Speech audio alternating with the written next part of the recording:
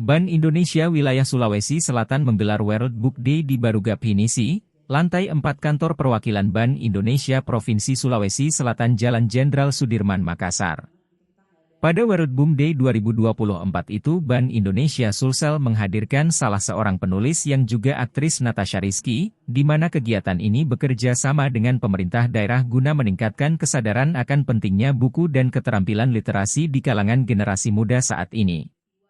Pada kesempatan itu, Kepala Perwakilan Bank Indonesia Sulawesi Selatan, Rizky Ernadi Wimanda mengatakan bahwa dalam meningkatkan daya literasi perlu dibangun sejak usia dini, sebab kita mengingat tekanan distraksi yang tinggi dari media sosial pada era digitalisasi saat ini, terutama berbagai informasi bohong atau hoaks.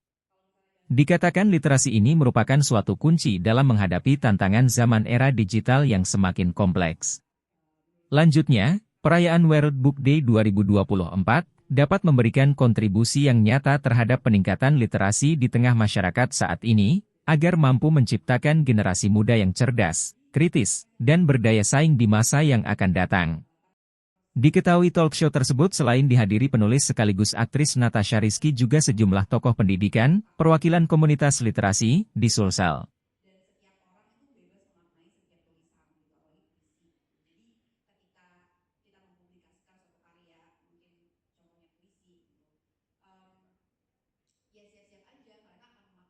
Kamu tidak istimewa, mungkin buat aku maknanya itu sebenarnya ini.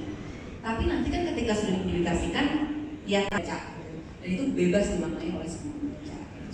Jadi itu tantangan terbesarnya adalah bagaimana caranya kita selain kita kadang-kadang suka berada di titik bingung yang mau nulis apa, yang kedua adalah ketika mempublikasikan buku, ya siap-siap aja menerima bahwa nah itu berada di masa kehidupan yang sekarang gitu, jadi sangat berbeda sih gitu.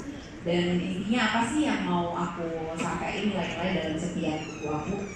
Intinya adalah buku-buku aku ini adalah sebenarnya sebuah pelajaran atau hikmah yang aku dapetin sendiri dalam kehidupan. Sekarang menghadirkan lokal menjadi Indonesia.